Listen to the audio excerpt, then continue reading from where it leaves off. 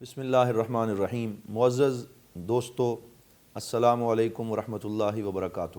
دوستی ایک بڑا خوبصورت لفظ ہے اور یہ ایک بڑا پاکیزہ تعلق اور رشتہ بھی ہے، لیکن ذہن میں کبھی کبھی یہ سوال پیدا ہوتا ہے کہ دوست کیسا ہونا چاہیے، دوست کی خصوصیات کیا ہیں اور صحبت اور سوسائٹی کے کیا اثرات ہوتے ہیں۔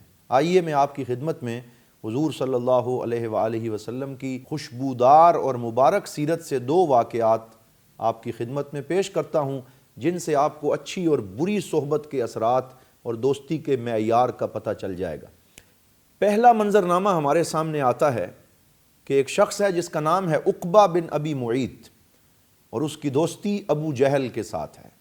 یہ دونوں بچپن سے ہم جولی ہیں، ہم نوالا اور ہم پیالہ ہیں، دوست ہیں، اٹھتے بیٹھتے ہیں، شام کو گپ شپ کرتے ہیں، اور ان کی دوستی بہت مشہور ہے۔ ابو جہل اپنے کسی تجارتی سفر پہ شام چلا جاتا ہے، 3 ماہ کے لیے مکہ سے غائب ہو جاتا ہے۔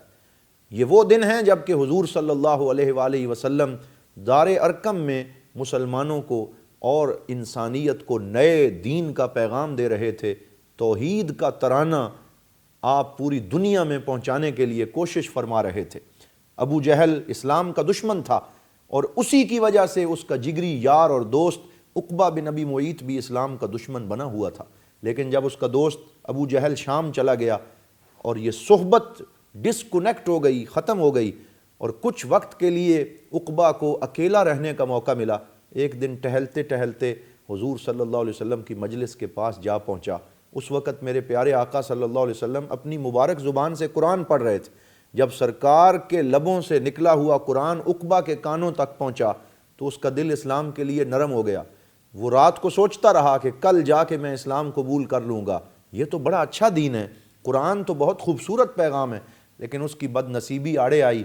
جب وہ اسلام قبول کرنے جا رہا تھا، راستے میں اس کا دوست ابو جہل شام کے سفر سے واپس آ گیا، اور اس نے کہا کہاں جا رہے ہو؟ کہنے لگا میں حضور صلی اللہ علیہ وسلم محمد پر ایمان لانے جا رہا ہوں۔ ابو جہل نے کہا 2 ہی راستے ہیں، 2 ہی آپشن ہیں، یا میری دوستی رکھ لو یا ایمان لے آؤ، وگرنہ میں آج کے بعد تمہارا چہرہ دیکھنا بھی گوارا نہیں کروں گا۔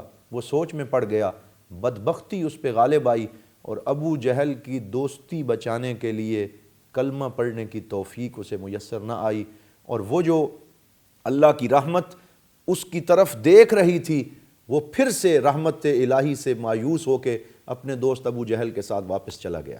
اور قرآن نے 19ویں پارے میں اس واقعے کو یوں ذکر کیا، وَيَوْمَ يَعَدُّ الظَّالِمُ عَلَى يَدَيْهِ يَقُولُ يَا لَيْتَنِي اتَّخَذْتُ مَعَ الرَّسُولِ سَبِيلًا يَا وَيْلَتَا لَيْتَنِي لَمْ أَتَّخِذْ فُلَانًا خَلِيلًا۔ قرآن فرماتا ہے یہ عقبہ قیامت کے دن جب آئے گا تو مایوسی کے ساتھ اپنے ہاتھوں کو کاٹ رہا ہوگا اور کہے گا ہائے کاش میں نے ابو جہل کو دوست نہ بنایا ہوتا، اس کی فرینڈشپ نے، اس کی سوسائٹی اور صحبت نے مجھے حضور سے اور قرآن سے دور کر دیا۔ وہ اپنی اس دوستی پہ پچھتائے گا۔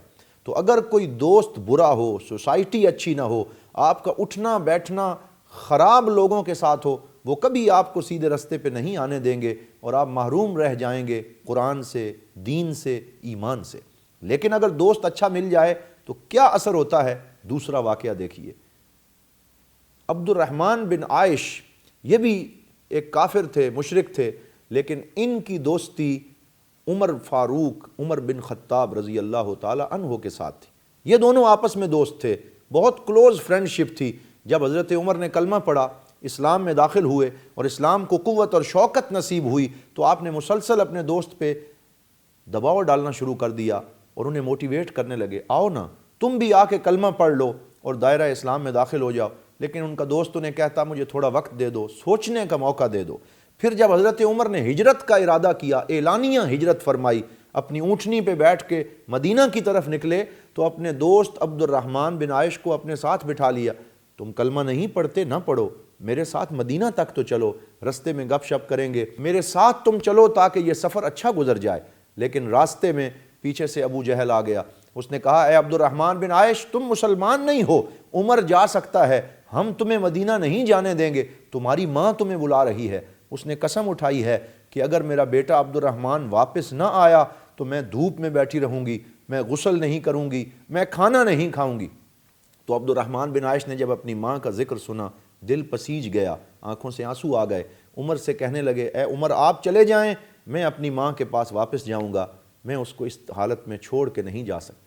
جب وہ واپس جانے لگے، حضرت عمر نے دوستی کا حق نبھانے کے لیے اپنی اونٹنی کی لگام انہیں تھما دی کہ ٹھیک ہے تم چلے جاؤ، لیکن نشانی کے طور پہ میری یہ اونٹنی رکھ لو۔ میں اسے یوں کہتا ہوں گویا اپنی پراڈو گاڑی یا جیپ کی چابیاں اسے دے دیں، یہ تم رکھ لو، اور جب کبھی تمہارا دل کرے مجھے ملنے مدینے آ جانا یا مسلمان ہو جانا، اور یہ میری سواری تمہیں مدینہ لے کے آئے گی۔